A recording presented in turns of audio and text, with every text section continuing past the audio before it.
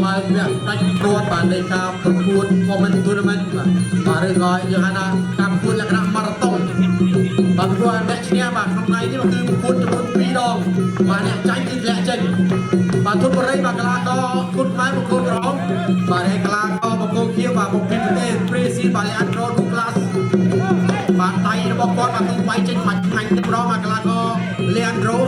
បាទវាយស្ដាំថែមឆ្វេងសងដែរទុនបរិយបាទថែមមកជើងឆ្វេង Leandro បាទដើរចូលពោះម្ដាយស្ដាំបាទយើងដើរចូលវាយស្ដាំថែមឆ្វេងបាត់ជាប់បាទដាក់ម្ដាយឆ្វេងថែមទៀតបាត់ជាប់ទៀតវាយឆ្វេងសងវិញគេអត់បាទថែមមកជើងឆ្វេងចូលពោះដើរចូលបាទវាយឆ្វេងក្រោមពោះបាទចូលទៀតបាទទាត់ស្ដាំខាងក្រោមបាទដៃក៏បានជើងក៏បានបាទយើងចាំមើលកែងគាត់ឲ្យជង្គង់របស់គាត់បានដែរអត់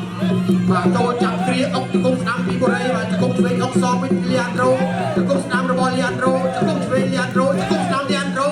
បាទគាត់ជង្គង់ល្អដែរទេបាទកីឡាករពេលស៊ីរូបនេះបាទ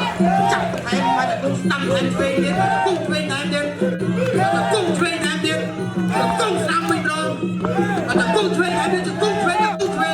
អូយបាទរបស់កីឡាករធនបរិយបរិយវាយស្ដាំម្ដាយវាយស្ដាំថែមទៀតតតស្ដាំមកជើងដើរចូលអត់ពីគូឆ្វេងដើរចូលទៀតវាយឆ្វេងគាត់ម្ដាយឆ្វេងចូលពោះបាទយកចោលឡើងគាត់មកជើងស្ដាំចូលគ្រប់លើបាទវាយសើចស្ដាំឆ្វេងវាយស្ដាំថែមទៀតសើចស្ដាំមួយទៀតអត់ទៅគូឆ្វេងវិញម្ដងទឹកទី1នេះបាទកីឡាកររបស់ប្រេស៊ីលគេបញ្ចេញអាវុធធនបាទកម្លាំងខ្លាំងណាស់ម្ដង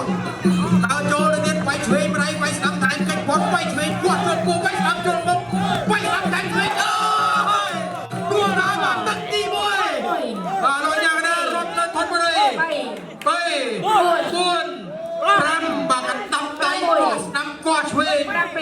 លាំងមែនទែនបាទពី